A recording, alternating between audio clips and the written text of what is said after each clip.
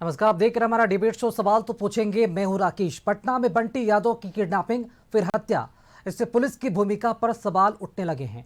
परिवार का आरोप है कि अपहरण की सूचना समय पर देने के बावजूद पुलिस ने गंभीरता नहीं दिखाई।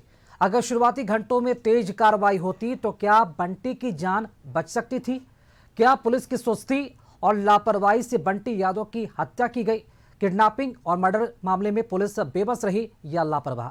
क्या पुलिस ने ड्यूटी में लापरवाही की? इसी पर चर्चा आज हम करेंगे। और हमारे साथ हैं बीजेपी से राहुल आनंद, आरजेडी से प्रमोद सिन्हा और रिटायर्ड पुलिस अधिकारी शिवचंद सिंह जी। बहुत बहुत स्वागत आप तीनों का हमारे से डिबेट शो सवाल तो पूछेंगे पे। पहला सवाल सत्ता पक्ष से ही करते हैं, जो सरकार का पक्ष रखेंगे। राहुल आनंद जी, राजधानी पटना के महावीर मंदिर और इलाका यहाँ पर पटना जंक्शन जैसे हाई सिक्योरिटी इलाके से किसी व्यक्ति का अपहरण हो जाना, जबकि वहाँ पर सीसीटीवी कैमरा वहाँ पर मौजूद था, इसी के साथ ही डायल 112 की टीम भी वहाँ पर मौजूद थी, इसके बावजूद भी अपहरण हो जाना, उसके बाद उसकी हत्या भी हो जाना, ये बहुत ही गंभीर सवाल खड़े करते हैं प्रशासनिक चूक पर भी और लापरवाही पर भी। कैसे लोगों को भरोसा दिलाइएगा कि पटना में लोग सेफ हैं कहीं भी? राकेश जी, आज जो ये हम चर्चा कर रहे हैं एक ऐसे विषय पे चर्चा है जिसकी गंभीरता अपने आप में बहुत बड़ी है। देखिए, पटना की जो बंटी यादव जी के साथ जो घटना घटी है वो काफ़ी निंदनीय घटना घटी है और इसके लिए सरकार की भी अगर निंदा की जाए तो आपके साथ मैं खड़ा हूँ। लेकिन यहाँ पे एक पक्ष और भी यहाँ पे चर्चा करना आवश्यक है, वो ये है कि जो घटना घटी उसके बाद पुलिस प्रशासन ने सीसीटीवी कैमरा के जांच के आधार पे अपराधियों को भी पकड़ा है। अब लगभग 5 लोगों की गिरफ्तारी हो चुकी है।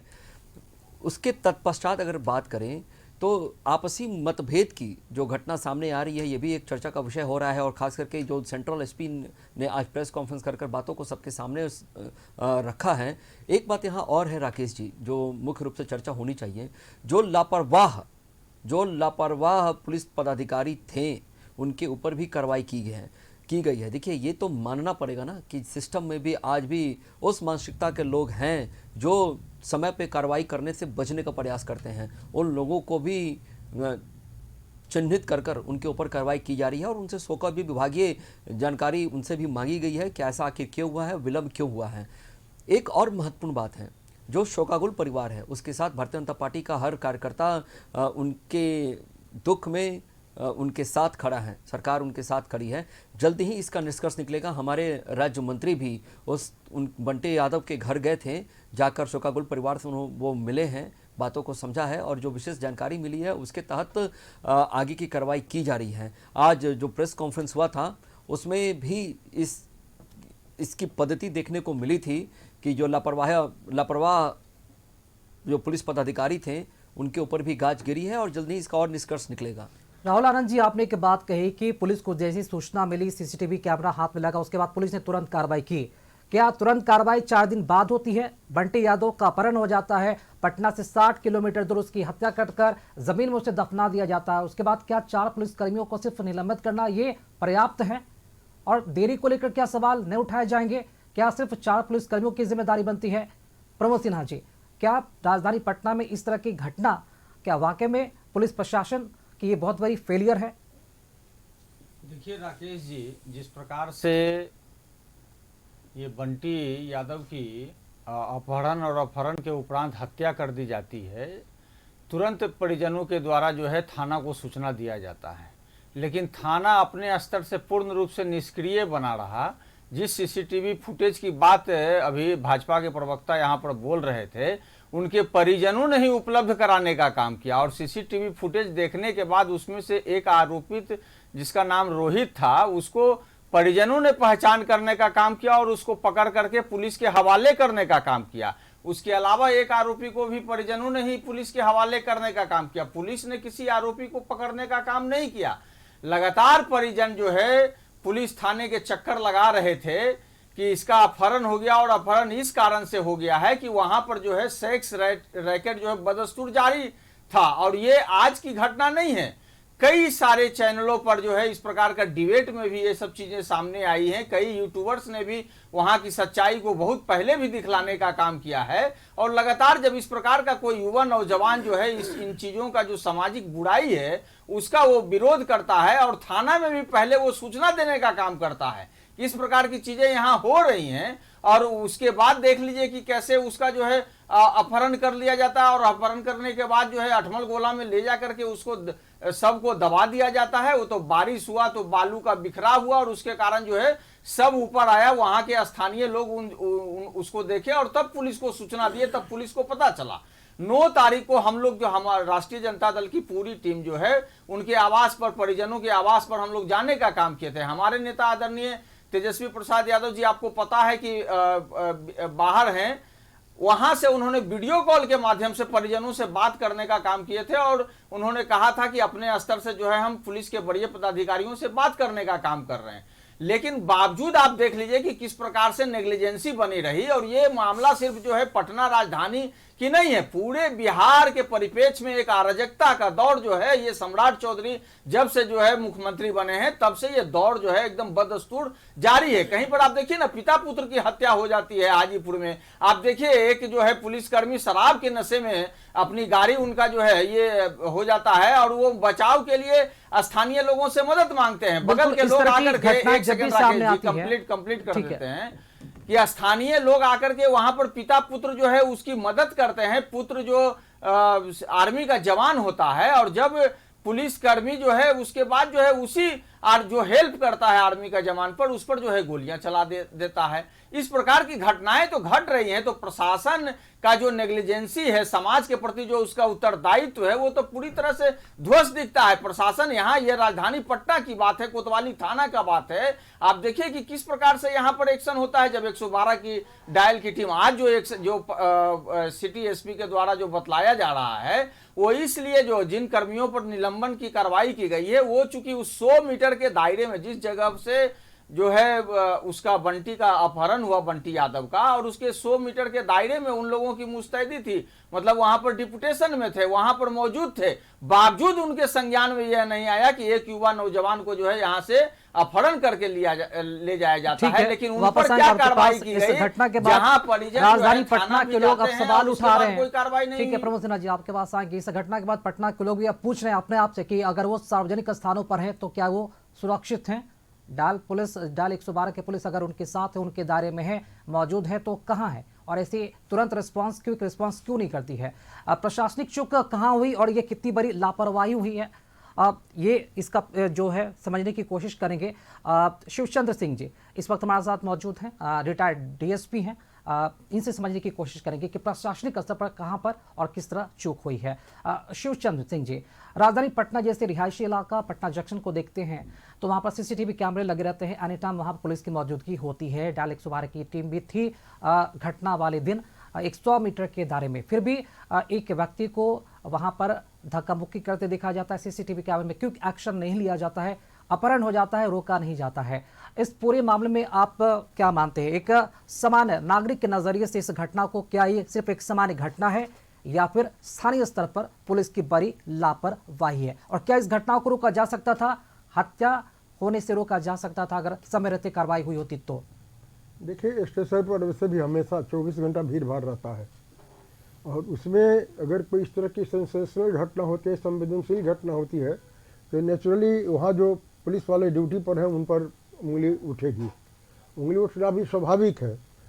और जो भी थे, जिस परिस्थिति में उनको इन्फॉर्मेशन मिला, नहीं मिला, पता नहीं किस तरह काम करता है लोग। पहले तो हम लोग थानेदारी किए हैं, हम लोग अपना स्पाई सारी जगहों में रखते थे। भीड़ भड़ा के जैसे मान लीजिए महावीर स्थान है, स्टेशन है, पटना शहर में भी, मुजफ्फरपुर शहर में, नवादा शहर में, हम लोग शहर ही में ज़्यादा नौकरी किए हैं थानेदार पीरियड में या बाद में कहिए। तो उसमें अगर आप अपना स्पाई सिस्टम नहीं रखते हैं तो आप नहीं सर्वाइव कर सकते हैं। वो रखिएगा उस तंत्र को, जब एक्टिव रखिएगा तभी आपको समय पर कोई सूचना मिलेगी। तो आज का थानेदार, मुझे कहने में कोई हिचक नहीं है, अपने क्षेत्र के प्रति कोई संवेदनशीलता मैं नहीं देखता हूँ। बस बैठे हैं थाने पर, जो रूटीन वर्क चल रहा है वो करते हैं लोग। हम जिसका परिणाम है कि उनका जो लोकल लोगों से संपर्क होना चाहिए, इलाके के लोगों से, वो संपर्क खत्म हो गया है, साफ वो तार खत्म हो गया है। दोनों में कहीं न कभी किसी से पब्लिक से मिलना है, न पब्लिक से इंटरेक्शन करना है, तो आपको सूचना देगा कौन? मतलब भरोसे की बात करें, भरोसा नहीं रह गया है। नहीं, भरोसा लोगों को नहीं रहेगा, इसलिए कि आप लोगों को कॉन्फिडेंस में नहीं लेते हैं। ठीक। अच्छे लोग हैं जो आपको चुपचाप कॉन्फिडेंशियली आपको सूचना दे देंगे, बता देंगे सब चीज़ सही, आपको उस पर एक्ट करना पड़ेगा। तो आप संबंध ही नहीं रखिएगा तो सूचना कहाँ से मिलेगी? और तब आप जाइएगा रेड करने तो मार खाइएगा। मार खा जो हो रहा है अभी, जहाँ जा रहा है लोग वहीं पिटाई हो रही है। कोई दिन ऐसा नहीं जिन तो 2 जगह 3 जगह लोग पिटा नहीं रहा है। ठीक है हम लोग शिवचंद्र इतनी जी, बड़ी ऐसे बड़ी जगहों पर भीड़ जब को भी देखें। सीसीटीवी कैमरे लगे रहते हैं तो 24 घंटे के अंदर पुलिस के क्या क्या जो कार्रवाई है वो कर सकती थी ताकि इस तरह की जो घटना है उस पर रोक लगाया जा सके? क्या बंटी यादव को हत्या करने से जो आरोपियों को रोका जा सकता था अगर क्विक एक्शन, क्विक रिस्पांस अगर हाँ, पुलिस अगर लिया क्विक होता? रिस्पॉन्स करता तो उसको जानकारी मिलती, उसको चेंज करते तो छोड़ के भी भाग सकता था वो लोग, उसकी जान बच सकती थी। लेकिन समय पर जब कार्रवाई नहीं होगी तो घटना की पुनरावृत्ति होती रहेगी।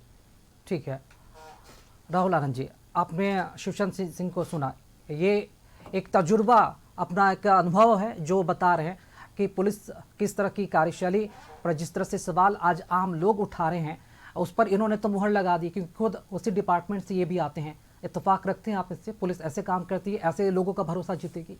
राकेश जी, कहीं एक प्रकार की कहीं कोई गलती आ जाती है तो उसका मतलब ये नहीं हो जाता है कि पूरा सिस्टम ही करप्ट हो गया है या पूरा सिस्टम ही खराब है या फिर पूरे सिस्टम को ही आप खारिज कर दीजिए।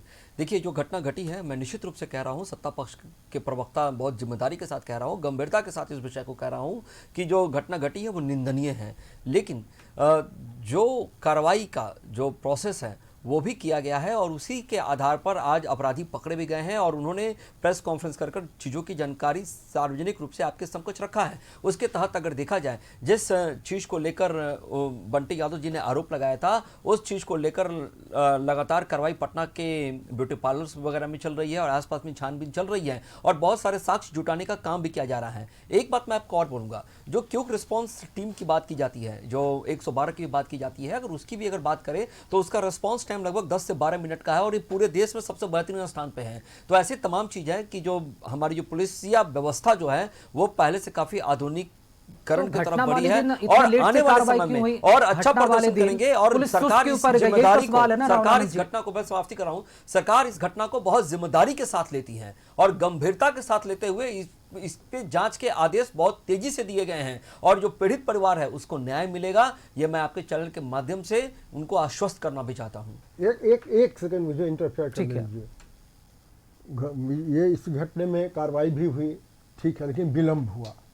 वो अगर वहाँ 112 था और जैसे घटना घटी, अगर तुरंत उसका फॉलोअप होता तो जान भी बच सकती थी, इसी लापरवाही सभी के तहत पकड़े भी जा उन लोगों सकते पे थे, कार्रवाई उसकी की गई हत्या है। भी नहीं होती, ये तो संभव था। ये इसी लापरवाही के तहत तो उन पदाधिकारियों के ऊपर कार्रवाई भी की गई है और जांच के राहुल आदेश आनंद भी दिए जी, गए, उनको सस्पेंड भी किया राहुल गया है। आनंद जी, Actually, फुटेज सबके सस्पेंशन सामने तो है, वहां पर तत्कालिक सीसीटीवी कार्रवाई कैमरा है, लगे हुए थे। मेजर क्या सीसीटीवी डिसीजन होगा कैमरा वो बाद में। सड़कों पर, चौराहे पर क्या सिर्फ रिकॉर्डिंग करने के लिए रखा जाता है या फिर तुरंत एक्शन कार्रवाई भी होनी चाहिए उस पर? क्यों 24 घंटे विलंब हुए? क्यों 3-4 दिन वेट किया गया? परिजन गए थे ना थाने, तुरंत एक्शन में क्यों नहीं आई? क्यों घटना के हत्या के 7 दिन बाद पुलिस स्पा और होटलों में छापेमारी करी है, उसी वक्त पुलिस एक्टिव क्यों नहीं हुई? इसका जवाब दीजिए।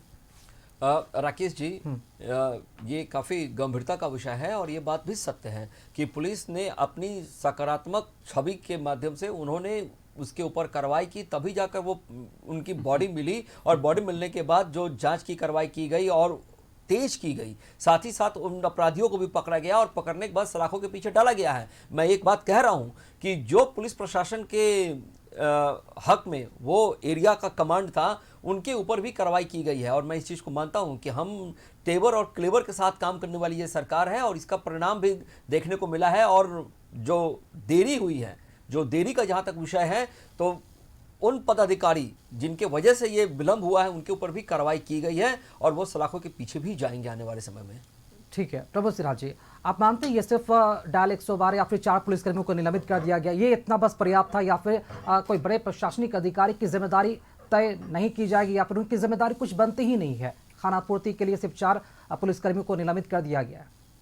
नहीं, देखिए राकेश जी, मैंने पहले उद्बोधन में जिन बातों का उल्लेख करने का काम किया और मैंने बतलाया कि परिजनों के द्वारा उन अपराधियों को पहचान किया गया और अपराधियों को पकड़ के पुलिस के हवाले किया गया। ये सीसीटीवी फुटेज खंगालने का काम प्रशासन का था वो जाता और वहां पर जाकर के जो सीसीटीवी लगा हुआ था, चाहे दुकान के भीतर में चाहे जो सरकारी लगा होता है, उनकी जांच होती। लेकिन जांच जो है परिजन ने करने का काम किया और उसके आधार पर आरोपित को पहचाना और पहचानने के बाद जिन आरोपियों को थाना को हवाले करने का काम किया, उसके अलावा तो कोई गिरफ्तारी हुई नहीं। तो ये तो सवाल उठता है ना कि पुलिस निष्क्रिय बनी रही। मैं दूसरा उदाहरण आपको दे देता हूं ना, कुछ दिन पहले जो है कारगिल चौक से एक छात्रा जो मगध महिला कॉलेज की छात्रा थी, उसका अपहरण करने का प्रयास दिन दहाड़े किया गया और वो टेम्पो से कूद करके जो है वो छात्रा किसी तरह से अपना जान बचाने का काम की। जब गांधी मैदान थाना में उसके परिजन और बाकी लोग जब गए वहां पर रिपोर्ट कराने और जब सीसीटीवी फुटेज देखने की बात हुई तो वहां पर बताया गया कि यहाँ के जो सीसीटीवी फुटेज है कारगिल चौक के वो काम नहीं कर रहे हैं। तो आप बताइए ना कि किस प्रकार का प्रशासनिक और ये लोग जो है वादा और दावा करने का काम करते हैं। कहते हैं सकारात्मक पहल के साथ जो है नए कलेवर में काम कर रही है बिहार की पुलिस, तो वो तो स्पष्ट दिखता है। दूसरा उदाहरण जो कुछ दिन पहले नीट की छात्रा के साथ जो घटना घटा और उसमें एसआईटी का गठन हुआ, थाना की तो निष्क्रियता जो रही वो तो दिखा ही, एसआईटी का गठन हुआ और एसआईटी की भी निष्क्रियता रही और आज तक उस छात्रा के साथ कोई न्याय नहीं हो पाया सीबीआई जांच के बाद भी। तो आप अनुमान लगा सकते हैं कि प्रशासन जो है सिर्फ हाथ पर हाथ धरे रहने का काम करता है। जो इस प्रकार की जिन परिजनों के साथ जो घटना होता है वो परिजनों की ही जवाबदेही रहती है कि आप अपने स्तर से पता लगाइए कि कहां क्या किस प्रकार की घटना घटी है, और नहीं तो आप चुपचाप बैठे रह जाइए। कई ऐसी घटनाएं इस प्रकार से घटती है। ये राजधानी पटना की वैसी घटना है जो एक समाज से भी जिसने वैसे चीजों को लेकर के मुखर होकर के आवाज उठाने का काम किया और वैसे घटना को पहले से जब जानकारी थाना स्तर पर दिया गया कि यहाँ पर जो है इस प्रकार की अवैध जो है धंधे चलते हैं और उसके बाद भी जो है थाना की सक्रियता वहां पर दिखाई नहीं देती है। मैं तो आज भी कह रहा हूं कि अगर आप चले जाइए ना पटना जंक्शन का दोनों साइड अगर चले जाइए, चाहे महावीर मंदिर तरफ जाइए या करबीगैया के स्तर पर जाइए, जितने भी ये लोग जो दिखलाने का काम कर रहे हैं कि एसपी के स्तर से या बाकी जो है होटलों दिक्कत तो ये है ना पृथ्वीनाथ जी, जब घटना घटती है उसके बाद पुलिस जागती है, उस पर छापेमारी का जो अभियान है वो चलता है। नहीं, वो 2-4 दिन चलेगा। जब अब मीडिया की सुर्खियां हैं, विपक्ष लेकिन इंतजार भी है ना, बात को रखता है तो 2-3 दिन के लिए ये लोग इस प्रकार का काम करेंगे, फिर वही हाल हो जाएगा, वही ढाक के 3 पात हो जाएंगे। ठीक है, शिवशंकर सिंह जी, आपसे ये जानना चाहेंगे, इस तरह के मामले जब भी सामने आते हैं, क्योंकि पुलिस इस मामले को कुछ दूसरे एंगल से देख रही है, यानी कि पुलिस इसे शराब से जुड़ा मामला बता रही, जबकि जो मृतक के जो परिजन है वो इसे सेक्स रैकेट से जोड़कर मामले को बता रहे कि सेक्स रैकेट का विरोध किया गया तो उसकी हत्या कर दी गई। तो ऐसे पेशेवर जांच में क्या पुलिस को समान रूप से जो जांच है वो करनी चाहिए? बिल्कुल, मैंने संजीदे तरीके से करना चाहिए इसकी जांच। हम लोग को पढ़ाया जाता था पुलिस ट्रेनिंग कॉलेज में, मैंने एक मंत्र समझिए या पढ़ाना समझिए, prevention is better than cure. आप शुरू में ही किसी घटना पर कमांड कर लीजिए तो ज़्यादा अच्छा है, उससे जो आगे जो कुछ बुरी चीज़ होने वाली होती है वो रुक जाती है। ठीक है, यानी कि शुरुआत में किसी एक थ्योरी पर अगर जांच करना, ये जांच को प्रभावित किया जा सकता है। एक्टिव सक्रिय जांच कीजिए, निश्चित रूप से आपको सफलता मिलेगी जी, और उसकी जान भी बच सकती थी। जिस तरह का परिवेश आ रहा है, आप लोगों से सुनते हैं, उससे जो पता चलता है उससे लगता है कि उसकी जान बच सकती थी। वो दिन दाड़े भीड़ से उठा के ले जाना और उसके बावजूद वहाँ पुलिस के रहते हुए उसको पता नहीं हो। वहाँ तो जो जाते हैं 112 वाले, उनको अपना कोई पान के दुकान वाला है, कोई चाय के दुकान वाला है, कोई छोटा छोटा वेंडर है, उससे थोड़ा सा भी बढ़िया से बात करेंगे ना तो तुरंत आके बताया कि सर फला आदमी को लेकर ऐसे चला गया। तो इस तरह की सूचनाएं मिलने, आपको अवेलेबल कराने के लिए आपको उस स्तर पर सारे लोगों से संपर्क बनाना। ठीक है शिवचंद्र, एक बात इसमें और भी है, क्योंकि कानूनी दांवपेच इसे कहकर कहीं न कहीं पल्ला झाड़ने की कोशिश की जाती है। बिहार सरकार में खुद एक मंत्री ने इस बात का जिक्र किया है कि जब भी कोई बड़ी घटना घटती है, अपहरण या फिर हत्याकांड को लेकर हो, तो जब भी उसके परिजन थाने पहुंचते हैं तो मेरे क्षेत्र का थाना, उसके क्षेत्र का थाना कहकर कहीं न कहीं पूरे मामले को टाल मटोल करने की कोशिश की जाती है, पल्ला झाड़ने की कोशिश की जाती है। 0 एफआईआर तो हो सकता है, उसके बाद मामले को आप ट्रांसफर भी कर सकते हैं, रेफर कर सकते हैं। तो ऐसा क्या लगता है कि इस तरह के मामले पटना में भी है बहुत ज़्यादा?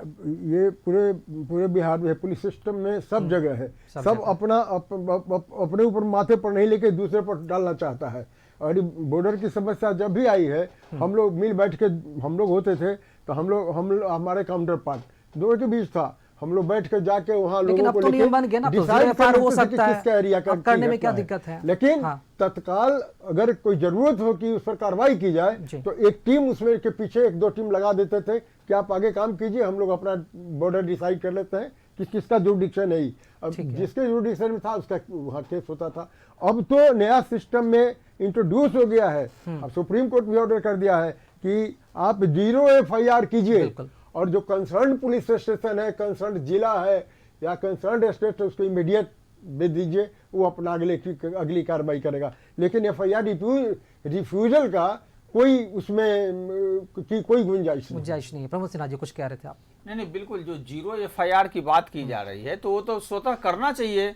जब नियम बना हुआ है तो उसको तो तुरंत ले करके और उसके बाद जो है दूसरे थाना क्षेत्र का यदि मामला है तो वहां आप उसको ट्रांसफर कर दीजिए, इतनी सी तो बात है। लेकिन जब माननीय मंत्री जी जब गए वहां पे, जो जिनका आप जिक्र करने का काम किए हैं वो उसी इलाके से आते हैं। वहीं पर जो है आप देखिए जिस इलाके का मतलब पटना जंक्शन का ही वो इलाका आता है और इस प्रकार की घटनाएं का जिक्र जो है लगातार मैंने पहले कहा ना कि कई यूट्यूबर्स जो है इसको दिखलाने का काम किए, कई बार जो है रात के समय जो है जाकर के उस प्रकार का चीजें जब ये सभी को पता है, तो ये एक सामूहिक ये सभी को पता है। हम ये भी नहीं कह सकते कि हमारी पुलिस ये नहीं जानती है या उन्हें खबर नहीं है। ये सभी को पता है। मैं वही कह रहा हूँ कि आखिर किसी घटना के घटने का इंतजार क्यों किया जाता है, ये बताने की जरूरत है। आम नागरिकों का काम नहीं है। अगर आम नागरिक किसी रोकते हुए अगर हत्या उनकी हो जाती है तो ये बड़ी जिम्मेदारी होती है, बड़ी जिम्मेदारी बनती है, तय होती है। मैं वही कह रहा हूं कि आखिर इस प्रकार की चीजें जब सामने समय समय पर आती है तो आखिर क्यों नहीं कार्रवाई होती है? इसका तो साफ और स्पष्ट मतलब है कि कहीं ना कहीं सत्ता के द्वारा कहीं संरक्षण तो नहीं दिया जा रहा है। राहुल आनंद जी, मृतक के परिजनों को डर लग रहा है। उनका कहना है कि उन्हें धमकियां उन्हें मिल रही है, क्या वो सेफ है? सरकार उन्हें सुरक्षा देने जा रही है? देखिए, भारतीय जनता पार्टी और एनडीए के कार्यकाल में सभी लोग सुरक्षित हैं और अगर कहीं इस प्रकार की घटना घट रही है या परिजनों को ये जो बोल रहे हैं ना कि सभी लोग सुरक्षित हैं, तो इस प्रकार की घटना के बाद घट रही है? यहाँ तो रक्षा जहाँ सीसीटीवी कैमरा हो, भीड़ भाड़ वाला इलाका हो, हाई सिक्योरिटी इलाका आता है, पटना जंक्शन, महावीर मंदिर, वहां पर आपकी पुलिस 24 घंटे तैनात रहती है, डायल 112 की टीम तैनात रहती है, फिर भी हत्या मतलब क्या अपहरण हो जाता है और आप कह रहे हैं हर कोई सेफ महसूस करता है। मेरा सवाल मृतक के परिजनों पर है, उन्हें डर लग रहा है, उन्हें सुरक्षा की वो गुहार उन्होंने लगाई है, क्या उन्हें सुरक्षा सरकार देने जा रही है? राकेश जी, देखिए मैंने अभी भी कहा कि एक घटना घट जाने से पूरा सिस्टम खराब है, इसका आकलन नहीं किया जा सकता। पूरे बिहार में घटना बंद हो गई, पूरे बिहार में हत्या चोरी लूट की घटना नहीं हो रही है। मैं आपको बता रहा हूँ राकेश जी, आप एक घटना बताकर कैसे इससे पला झाड़ रहे हैं? राकेश जी, मैं आपको बता रहा हूँ, घटना है ये, उनके पुलिस में हाजिर नहीं पिता पुत्र की हत्या हो गई, पुलिस के उनके साथ जैसे आम हो गया। आए दिन पुलिस और लोगों के बीच संघर्ष नहीं होता है, पुलिस छापेमारी करने जाती है, पुलिस पर हमला नहीं किया जाता है, क्या ये क्यों हो रहा है? इस तरह की घटना भी तो देखना पड़ेगा ना। देखिए राकेश जी, ये बात बिल्कुल सत्य है कि सरकार इसको गंभीरता से इस विषय को सरकार ने लिया है। और दूसरी सबसे महत्वपूर्ण बात यह है कि अगर पीड़ित परिवार के साथ किसी प्रकार का कोई अगर घटना घटने की संदेह है, यानी कि उनको कोई अगर धमकी दे रहा है, तो वो जाकर केस कर सकते हैं, FIR कर सकते हैं। सरकार निश्चित रूप से उनकी सुरक्षा सुनिश्चित करेगी। सरकार की जिम्मेदारी बनती है कि मेरे बेटे का अपहरण कर लिया गया, मेरे परिजन का अपहरण कर लिया गया, क्या कर ली सरकार या क्या कर लिया प्रशासन? परिवार में प्रशासन तो बस इंतजार कर रहा है कि अपहरण हो जाता है, की प्राप्ति हो, उसकी हत्या कर दी जाती है, और जब परिजन कह रहे हैं कि उन्हें भी असुरक्षित वो महसूस कर, उन्हें धमकियां मिल रही है, ऐसे केसेस में, ऐसे मामले में शिवचंद्र सिंह जी, आपको क्या लगता है व्यवहारिक रूप से और कानूनी तौर पर पुलिस को किस तरह पहल करने की आवश्यकता होनी चाहिए? देखिए, मुझे तो लगता है कि पहले जो हमने पुलिस का समय देखा है, कार्यकलाप देखा है, उसमें आज में बहुत फ़र्क है। फ़र्क ये है कि हम लोग जितनी जल्दी एक्ट करते थे, किसी घटना पर सूचना टेलीफोन से या कहीं से किसी माध्यम से मिलती थी तो हम लोग रस कर जाते थे, आपको प्राइमरी एक्शन से स्टार्ट कर देते थे, और उसके बाद फिर आगे जैसा होता था, जिसका रहता था, जिसके जुडिक्शन का हो, उसको भेज देते थे, वो अपना कार्रवाई करता था, हम लोग भी उसको कोऑपरेट करते थे। बोर्डिंग थाना का कोऑपरेशन आपस में होता है, वो भी होता था। अब तो जिसको आप कोई काम दे के भेजिएगा, अभी का जो लॉट आ रहा है, ये प्रशिक्षण की कमी है। हम पहले भी बोले हैं आपके यहाँ डिबेट में, ये प्रशिक्षण की त्रुटि है कि उनको इस तरह नहीं प्रशिक्षण दिया जा रहा है कि वे किसी घटना पर तुरंत रिएक्ट करें। ठीक है। रिएक्शन में भावना जी, लेट होता है, लेट के आप मानते हैं चलते डायल 112 और सारी जो समस्या गश्ती होती है। सुरक्षा में लगे टीम है उनकी समीक्षा होनी चाहिए ऐसी घटनाओं के बाद? समीक्षा होनी चाहिए, हाँ या ना? राहुल आनंद जी। देखिए, सरकार ने हमेशा गंभीरता का परिचय दिया है, और जो आप प्रश्न पूछ रहे हैं कि इसकी समीक्षा होनी चाहिए, तो पूरे देश में डायल 112 ने रिकॉर्ड बना रखा है कि उनका रिस्पांस टाइम लगभग 10 से 12 मिनट का रहा है और लगभग 55 लाख से ज़्यादा लोगों को सहायता प्रदान की गई है। तो ये एक अच्छा माइलस्टोन सेट किया गया है, और मैं पुनः आपके चैनल के माध्यम से इस बात को कह रहा हूं कि एक घटना से पूरा सिस्टम खराब है। चलिए, ठीक है, ये ठीक है। राजनीति करने का विषय प्रमोद हो सिन्हा जी, सकता है छोटा सा विपक्ष के reaction, लिए, please, लेकिन छोटा सा सरकार संवेदनशील छोटा के साथ कार्य का निष्पादन कर रही है और अभी आप जांच का देखिए बहुत नेपाल तेजी से से जो जा है रही है। गांजा तस्करी जो है हो रहा था मधुबनी के बासुपट्टी के क्षेत्र में, जब उत्पाद विभाग की टीम ने उसको पीछा करने का काम किया तो क्या पाया कि 112 की जो टीम थी वो उसको एस्कॉर्ट करने का काम कर रहा था। अब बताइए, तो उस पर कार्रवाई हुई कि नहीं हुई? कार्रवाई हुई है अलग उस बात पे है, लेकिन कार्रवाई कोई हुई कि नहीं व्यक्ति हुई? इतना अगर जनरल राज के मानसिकता वाले लोग जिसकी अगर सिस्टम में जुड़े हैं तो उनको पहचान कर सकते हैं, कार्रवाई भी हो रही है। आप कह रहे हैं कि कार्रवाई भी हो रही है। राहुल आनंद जी, प्रमोद सिन्हा जी और शिवचंद सिंह जी, बहुत बहुत शुक्रिया इस डिबेट शो से जुड़ने के लिए। बड़ा सवाल अभी भी यही बना हुआ है कि जांच कब तक पूरी होगी और मुख्य आरोपी कब तक गिरफ्तार किए जाएंगे, और इस घटना के बाद सुरक्षा पर जिस तरह से सवाल उठे हैं, प्रशासनिक तंत्र पर, उनके सूचना तंत्र पर जिस तरह से सवाल उठे हैं, क्या आम आदमी खुद को पटना में और बिहार में सुरक्षित महसूस कर रहा है, और इस विश्वास को कैसे आगे बरकरार रखेगी पटना पुलिस? इस डिबेट शो में फिलहाल इतना ही। देखते रहिए कशिश न्यूज। नमस्कार।